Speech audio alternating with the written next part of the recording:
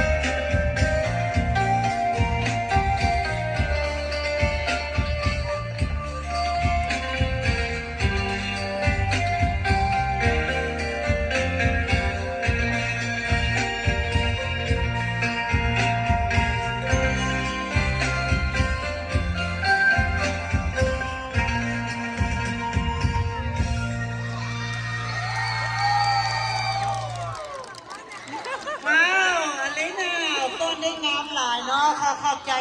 หลานน้อยของเฮาเนาะขอเสียงตบมือเด้อต่อไปจะเป็นรายการโชว์ดนตรีลาวเดิมเนาะ performance from Lana Audrey and Avery from Good job สุนัขมองใส Good job ดนตรีลาวเดิม